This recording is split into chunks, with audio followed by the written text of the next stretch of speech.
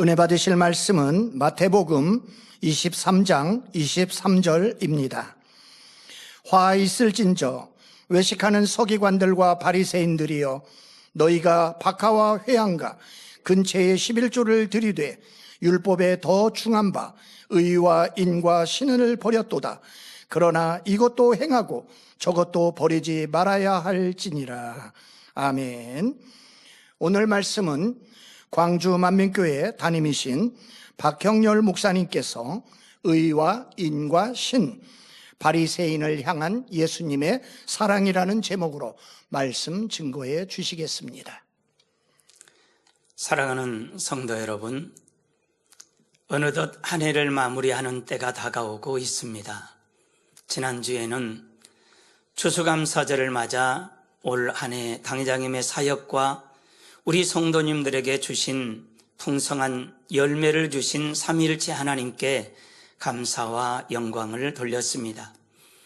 이번 주에는 올해 마지막 은사 집회를 준비하며 우리 자신을 철저히 돌아보고 다음 주부터서는 성탄절을 앞두고 예수님을 보내주신 하나님의 사랑과 죽기까지 구세주의 사명을 감당해 주신 주님의 사랑, 공의를 뛰어넘는 사랑으로 만민을 인도해 주신 원로 목사님의 사랑을 생각하며 더욱 변화되고자 힘써야 하겠습니다. 이 시간에는 아버지 하나님께 효도하는 법을 말씀드리고자 합니다. 그 길은 바로 의와 인과 신을 이루는 것입니다. 쉽게 말해 진실한 마음을 이루는 것이지요. 오늘은 마태복음 23장을 전체적으로 살펴본 후에 의와 인과 신의 의미와 의와 인과 신을 이루는 방법을 증거하겠습니다. 마태복음 23장은 예수님께서 3년 공생애를 마치고 십자가 처형을 당하시는 주간에 일어난 사건으로서 서기관들과 바리새인들을 책망하신 내용을 통해 예수님께서 그들을 얼마나 사랑하셨으면 며칠 후에는 십자가에 달려 죽어야 하는 상황임에도 불구하고 포기하지 않는 사랑으로 책망이라는 방법을 통해 그중 한 영혼이라도 더 구원하시고자 하신 예수님의 그 애절한 사랑을 깨달을 수 있기를 바랍니다. 먼저 1절에서 12절까지는 예수님의 말씀을 듣고자 모인 무리와 제자들에게 서기관들과 바리새인들을 비유해 하나님의 마음을 알려주시며 교훈하셨습니다. 2절에 서기관들과 바리새인들이 모세의 자리에 앉았으니 저희의 말하는 바는 행하고 지키되 저희의 하는 행위는 본받지 말라. 저희는 말만 하고 행치 아니하며 또 무거운 짐을 묻고 사람의 어깨에 지우되 자기는 이것을 한 손가락으로도 움직이려 하지 아니하며 저희 모든 행위를 사람에게 보이고자 하여 하나니. 누구에게 보이고자 한다고요? 사람에게 보이고자 한다는 것입니다. 6절에서 7절을 보면 잔치의 상석과 회당의 상자와 시장에서 문안받는 것과 사람에게 랍비라 칭함받는 것을 좋아하느니라 하셨습니다. 이렇게 서기관들과 바리새인들을 본받지 말아야 하는 이유를 알려주신 후에는 너희는 랍비라 칭함을 받지 말라. 너희 선생은 하나이요 너희는 다 형제니라. 땅에 있는 자를 아비라 하지 말라. 너희 아버지는 하나이시니 곧 하늘에 계신 자신이라. 또한 지도자라 칭함을 받지 말라. 너희 지도자는 하나이니 곧 그리스도니라고 당부하셨습니다. 주 안에서 지도자는 그리스도 한 분, 아비는 하늘에 계신 하나님 한 분이시니 모세의 자리에 앉아 랍비, 아비, 지도자라 칭함받는 것을 좋아하는 서기관들이나 바리새인들을 본받지 말라고 당부하시며 영적인 이유를 알려주신 것입니다. 그리고 결론적으로 11절에 너희 중에 큰 자는 너희를 섬기는 자가 되어야 하리라. 누구든지 자기를 높이는 자는 낮아지고 누구든지 자기를 낮추는 자는 높아지리라고 교훈하셨습니다. 사랑하는 성도 여러분, 예수님 당시 서기관들과 바리새인들은 구약의 율법은 물론 조상 대대로 내려오는 장로의 유전까지 철저하게 지켰습니다. 율법을 연구하며 백성들을 가르치기도 했습니다. 그런데 이들은 자신이 하나님의 계명을 잘 지키는 사람임을 과시하였습니다. 그렇다면 사람의 마음 중심을 보시는 하나님께서도 서기관들과 바리새인들이 계명을 잘 지키는 사람이라고 인정하셨을까요? 이어지는 마태복음 23장 13절에서 36절을 보면 근본 하나님의 본체이신 예수님께서 7차례나 이들에게 회개를 촉구하십니다. 사실 영적인 사랑이 없이는 쉽게 책망할 수 없습니다. 우리는 책망을 받을 때 그 사랑을 오해하는 일이 없어야 하겠습니다. 권면이나 책망을 영적인 사랑으로 받고 변화될 수 있는 기회로 삼을 수 있다면 큰 축복입니다.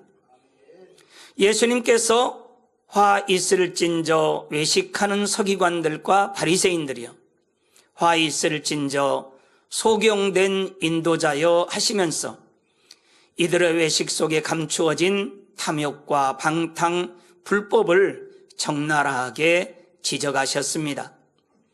27절에서 28절에는 회칠한 무덤 같으니 겉으로는 아름답게 보이나 그 안에는 죽은 사람의 뼈와 모든 더러운 것이 가득하도다. 이와 같이 너희도 겉으로는 옳게 보이되 안으로는 외식과 불법이 가득하도다 하셨습니다. 33절에는 뱀들아 독사의 새끼들아 너희가 어떻게 지옥의 판결을 피하겠느냐 하시며 지옥의 판결을 피하기 위해서라도 철저하게 회개하기를 호소하셨습니다. 그러나 그들은 예수님의 영적인 사랑의 외침에도 불구하고 회개하지 않고 오히려 예수님을 대적함으로써 멸망의 길을 갔습니다. 율법을 주신 하나님의 마음, 곧 근본 정신을 전혀 몰랐기 때문입니다. 과연 율법을 주신 하나님의 마음은 무엇일까요? 누가복음 18장 9절에서 14절을 보면 율법을 주신 하나님의 마음을 알 수 있습니다. 9절에 예수께서 또 자기를 의롭다고 믿고 다른 사람을 멸시하는 자들에게 이 비유로 말씀하시되 두 사람이 기도하러 성전에 올라가니 하나는 바리새인이요 하나는 세리라. 바리새인은 서서 따로 기도하여 가로되 하나님이여 나는 다른 사람들 곧 토색 불이 간음을 하는 자들과 같지 아니하고 이 세리와도 같지 아니함을 감사하나이다. 나는 일에 2번씩 금식하고 또 소득의 11조를 드리나이다 하고 13절에서 14절 세리는 멀리 서서 감히 눈을 들어 하늘을 우러러보지도 못하고 다만 가슴을 치며 가로되 하나님이여 불쌍히 여기옵소서 나는 죄인이로소이다. 하였느니라 내가 너희에게 이르노니 이 사람이 저보다 의롭다 하심을 받고 집에 내려갔느니라. 무릇 자기를 높이는 자는 낮아지고 자기를 낮추는 자는 높아지리라 하시니라. 바리새인은 다른 사람들처럼 죄도 짓지 않았으며 세리와도 같지 아니하니 감사하다고 기도합니다. 금식이나 11조도 잘했으니 하나님 앞에 당당하다는 것입니다. 그 밖에도 장로의 유전을 쫓아 일반 백성들은 지키기 어려운 복잡하고 세세한 규정들까지 지켜 행했습니다. 그러나 바리새인의 문제는 무엇이었습니까? 교만하여 남을 판단하고 정죄하고 멸시하면서 자신의 악함을 깨달을 수조차 없었습니다. 그러면서도 자신은 그 행함 자체가 하나님을 향한 신앙이라고 착각했습니다. 그러니 하나님 앞에 섰을 때조차도 나는 이렇게 의롭고 경건하고 거룩합니다 하며 하나님을 속이는 기도를 올릴 수 있었던 것입니다. 바리새인은 계명을 지키기는 했지만 사람에게 인정받기 위해 눈가림만 했습니다. 즉 자신의 불의한 마음을 낱낱이 보고 계시는 하나님을 인정하지 않았다는 것입니다. 디모데후서 3장 5절에 경건의 모양은 있으나 경건의 능력은 부인하는 자니 이 같은 자들에게서 내가 돌아서라 하신 말씀대로 바리새인은 하나님을 사랑하고 마음의 의를 사모하여 나온 행함이 아니었다는 것입니다. 하나님께서는 사람의 마음 중심을 감찰하시는 분이시기에 여러 사람들 앞에 드러나는 행위가 아니라 마음에 이룬 의로움을 원하십니다. 그러므로 예수님께서는 겸손하게 자신의 죄를 인정하고 회개하는 세리의 기도와 마음을 더 의롭다 하신 것입니다. 사랑하는 성도 여러분, 저는 바리새인과 세리의 기도 비유를 통해서 제 마음을 돌아보게 되었습니다. 하나님께서 원하시는 마음의 할례는 소홀히 하면서 영과 온영을 사모하는 척 하지는 않았는지, 하나님을 사랑하고 경외하는 척, 믿음이 좋고 충성하는 사람인 척 하지는 않았는지, 또는 다른 사람들이 열심히 기도하고 충성하는구나, 하나님을 사랑하고 교회에서도 인정을 받는구나 하며 칭찬하는 것으로 만족하고 있지는 않았는지, 나는 믿음이 좋고 새 예루살렘 성을 사모하는 사람이라 착각하지는 않았는지, 혹여 바리새인과 같은 속성이 저에게 남아있지는 않은지 점검해 보았습니다. 그러면 이제부터 의와인과 신이라는 원로 목사님의 말씀을 중심으로 의와인과 신의 의미와 이루는 방법에 대해 증거하겠습니다. 사랑하는 성도 여러분, 첫 번째로 의와인과 신의 의미는 무엇일까요? 먼저 의에 대해 살펴보겠습니다. 의란 옳은 것을 쫓는 마음입니다. 사람으로서 지켜야 할 도리, 즉 사람의 본분을 말하지요. 전도서 12장 13절 말씀대로 하나님을 경외하고 그 명령을 지키는 것입니다. 세상에는 법이나 도덕이나 사회 규범 등 옳은 행위와 그른 행위를 나누는 기준이 있습니다. 어떤 사람들은 항상 이 기준에 비추어 옳은 편을 택합니다. 이웃에게 해를 끼치지 않고 자기 자신에게도 부끄럽지 않게 살아가지요. 물론 하나님의 자녀들은 하나님의 법, 공의의 잣대에 비추어 옳은 편을 따릅니다. 세상의 기준이 하나님의 기준에는 맞지 않는 경우들도 있기 때문이지요. 바리새인들과 서기관들은 율법이라는 기준에 비추어 볼 때 겉보기에는 참으로 의로워 보였습니다. 행위적으로는 하나님의 계명을 철두철미하게 지켰기 때문입니다. 그런데 바리새인과 서기관들에게 문제는 무엇이었을까요? 마음속으로 어떻게 하면 사람들의 인정과 존경을 받으면서 실속을 차릴까를 궁리했다는 것입니다. 사람 앞에서 의롭게 보이는 데에만 급급하여 외식했던 것이지요. 즉 마음에는 불의가 가득했지만 겉으로는 의로운 척 했다는 것입니다. 마태복음 23장 5절에서 7절을 보면 저희 모든 행위를 사람에게 보이고자 하여 하나니 곧 그 차는 경문을 넓게 하며 옷술은 크게 하고 잔치의 상석과 회당의 상자와 시장에서 문안받는 것과 사람에게 랍비라 칭함을 받는 것을 좋아하느니라 하셨지요. 경문은 두루마리 성경이 담긴 가죽 상자를 가리킵니다. 바리새인들은 자신의 경건을 과시하려고 남들보다 더 큰 경문을 만들어 차고 다녔다고 합니다. 쉽게 말해 남들보다 큰 성경을 지니고 다녔지요. 또 이들은 금식할 때면 사람에게 알리려고 얼굴을 흉하게 만들었습니다. 겉보기에는 항상 하나님의 말씀을 대하고 기도하고 금식하는 듯 했지요. 그러나 정작 마음속에는 옳은 것을 쫓는 마음, 곧 의가 없었다는 것입니다. 반면 하나님 앞에서 의를 행하는 사람은 상황이나 형편에 상관없이 행함이 한결같습니다. 사람들이 보든 보지 않든, 자신이 높은 위치에 있든 그렇지 않든, 당장의 유익이 되든지 해가 되든지 하나님 말씀에 비추어 옳은 것을 쫓지요. 살아계신 하나님을 의식하며 살아가기 때문입니다. 저와 여러분들은 지금까지 사람에게 잘 보이고자 행했습니까? 아니면 우리 마음을 감찰하시는 하나님께 진실한 마음으로 살고자 행했습니까?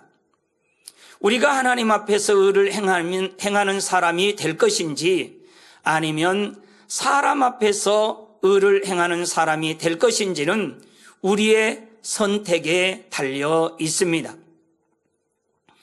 그러므로 어떤 일을 할 때 하나님 앞에서 떳떳한 일인지 아닌지, 하나님이 자랑스러워할 일인지 아닌지를 먼저 생각해 봐야 합니다.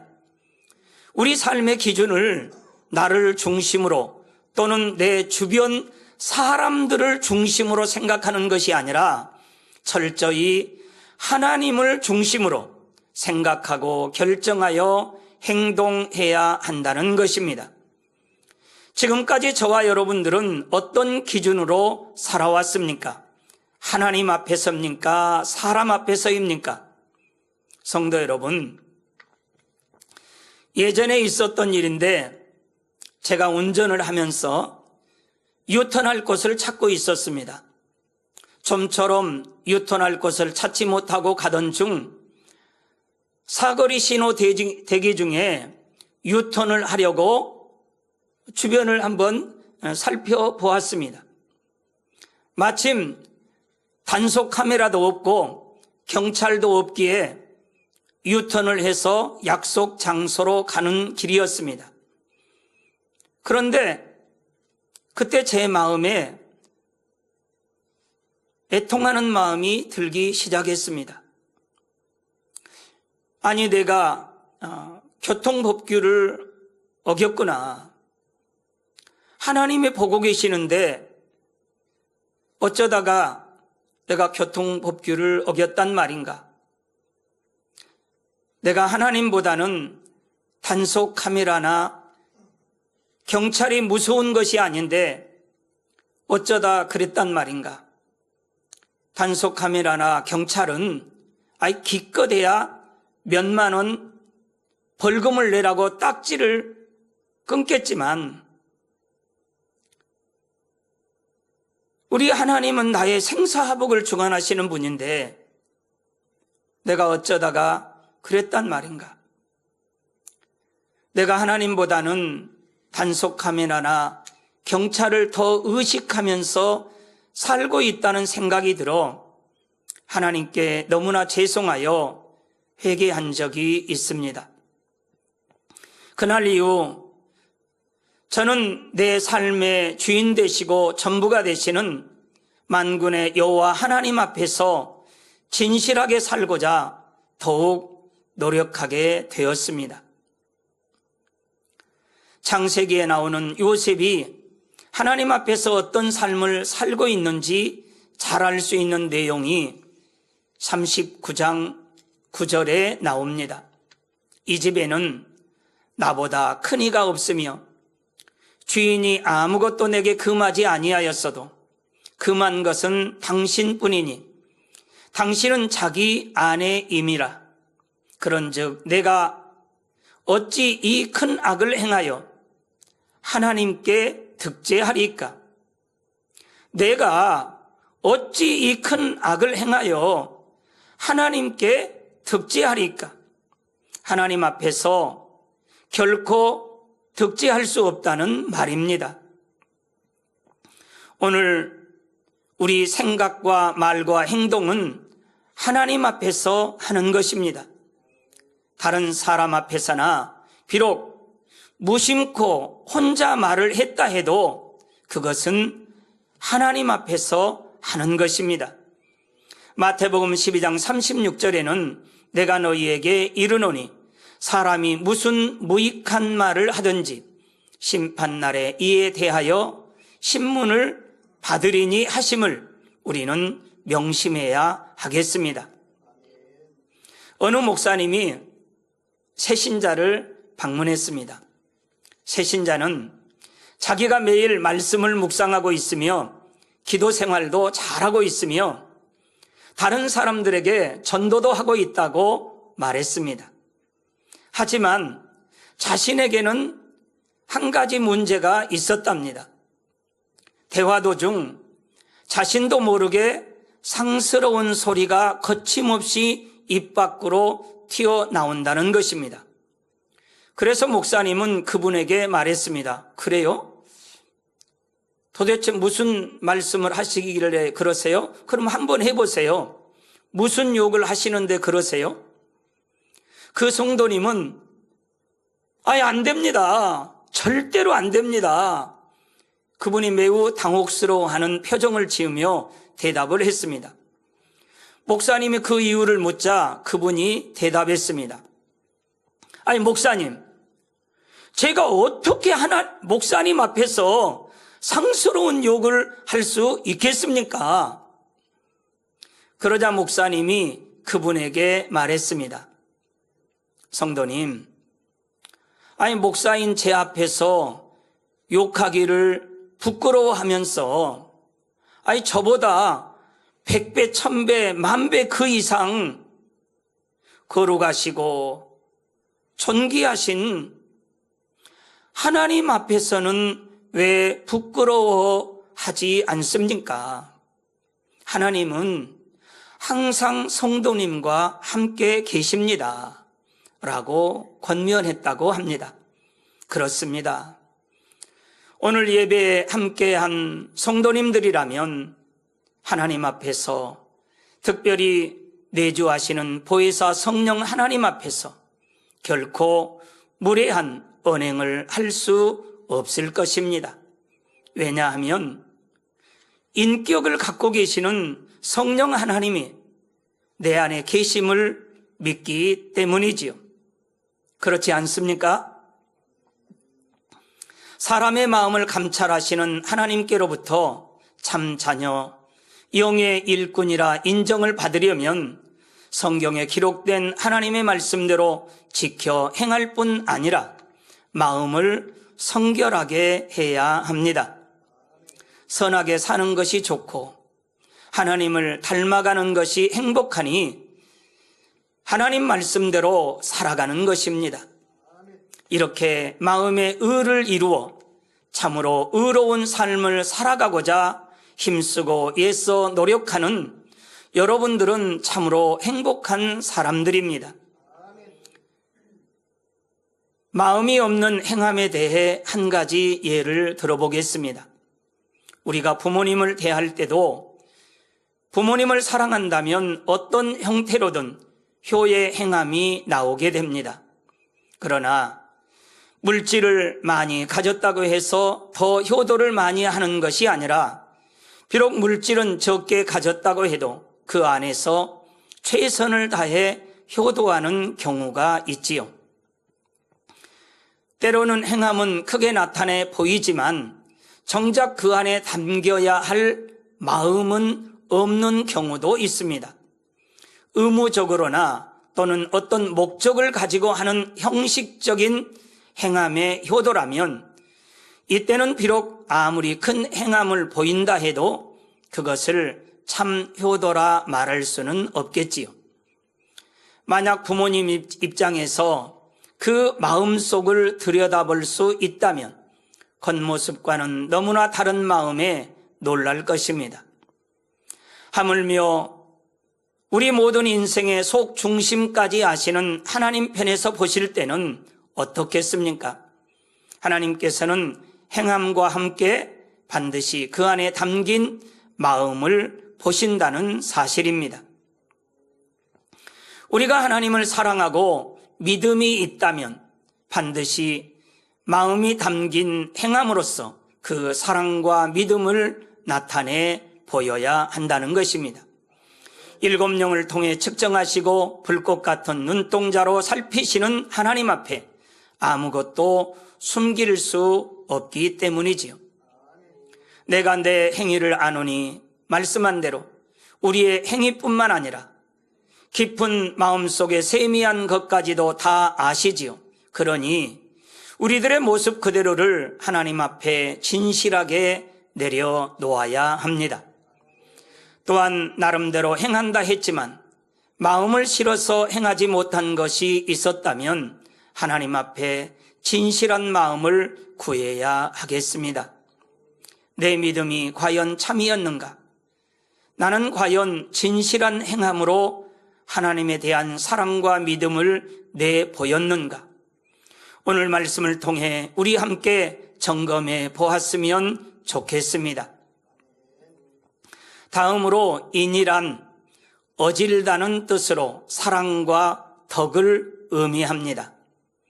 계명을 지킴에 있어 마음에 사랑과 덕이 있을 때와 없을 때 어떤 차이가 있을까요?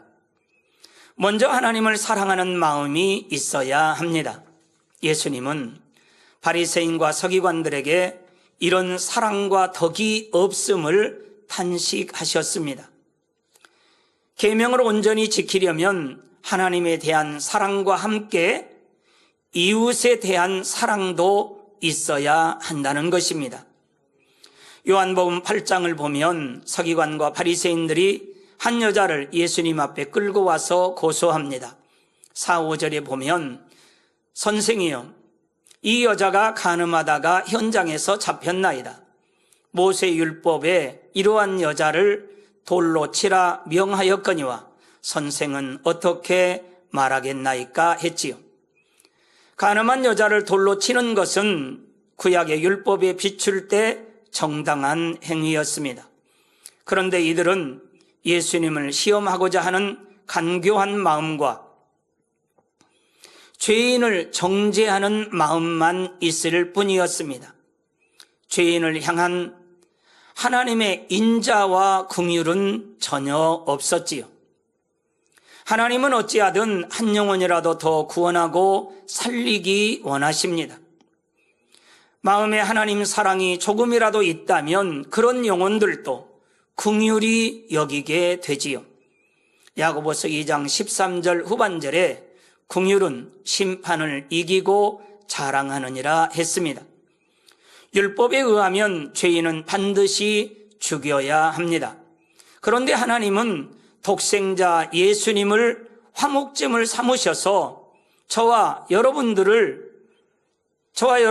모든 죄를 사해 주셨습니다.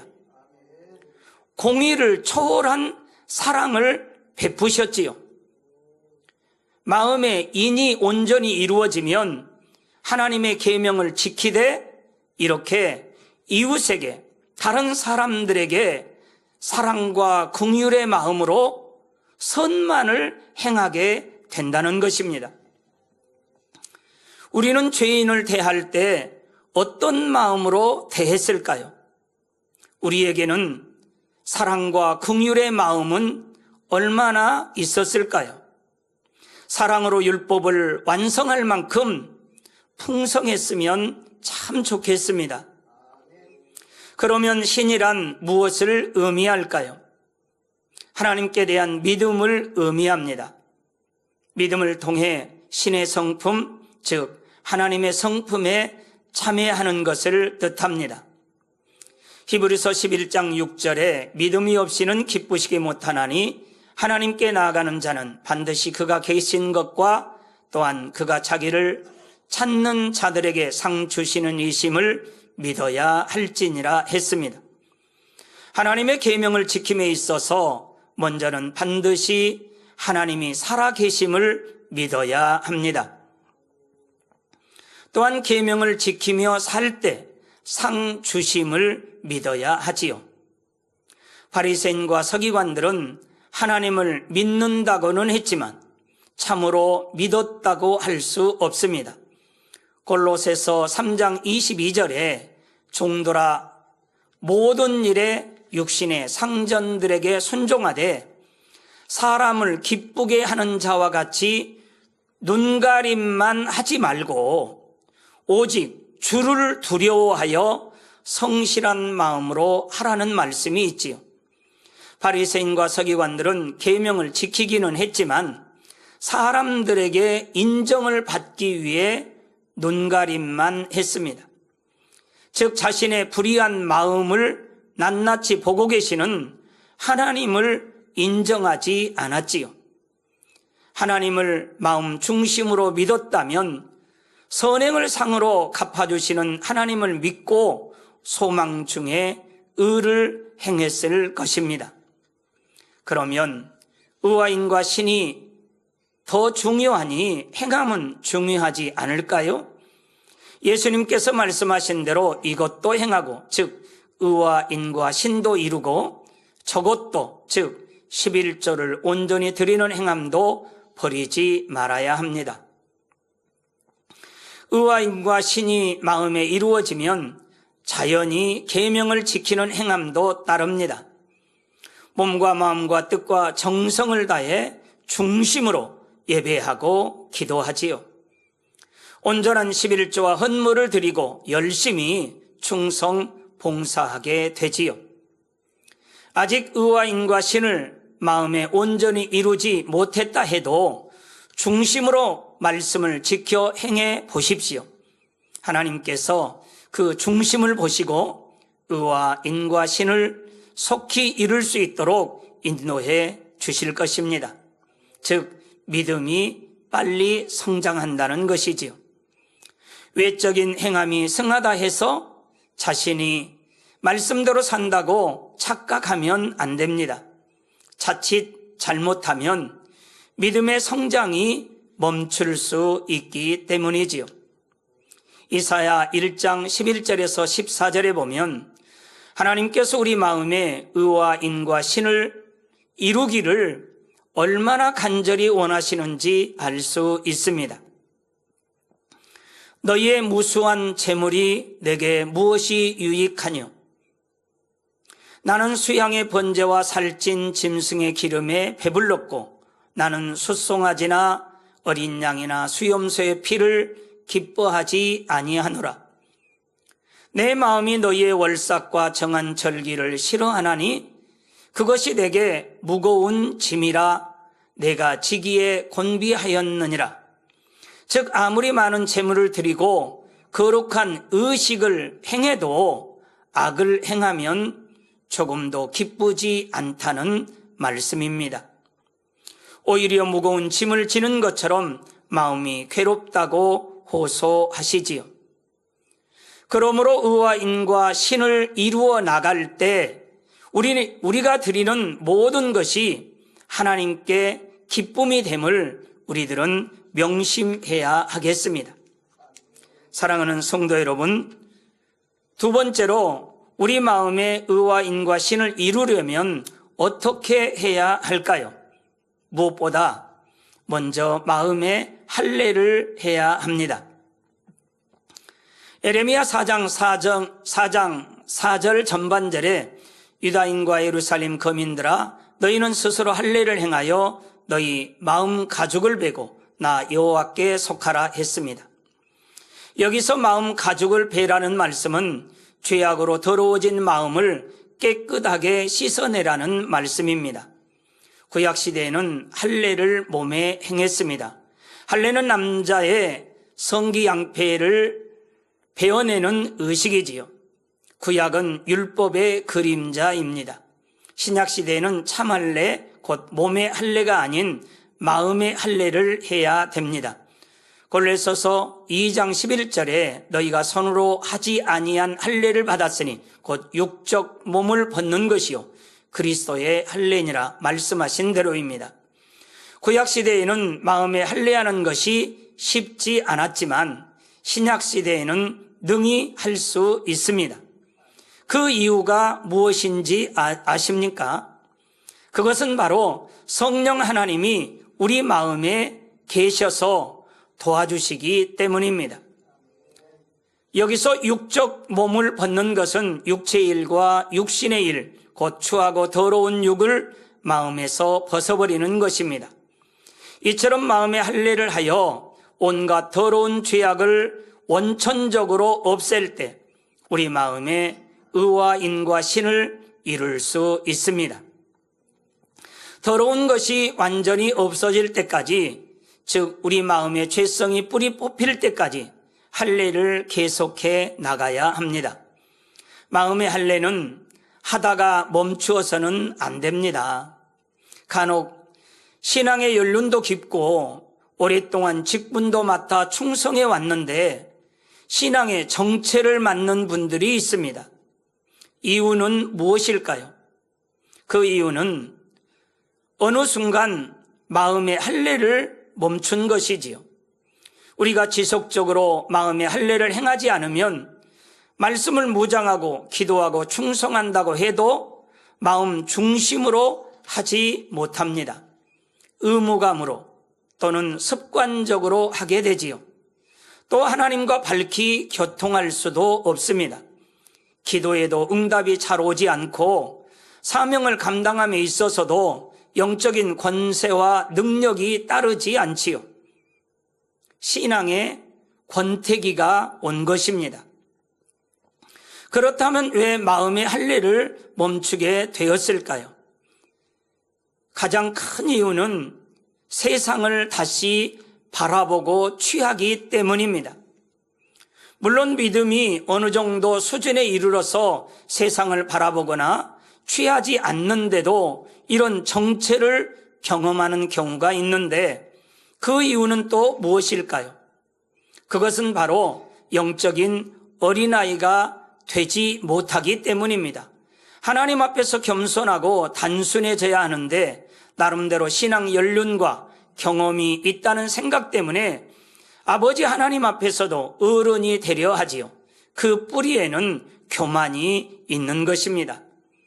사도행전 7장 51절에 목이 곧고 마음과 귀에 할례를 받지 못한 사람들아 너희가 항상 성령을 거스려 너희 조상과 같이 너희도 하는도다 했지요.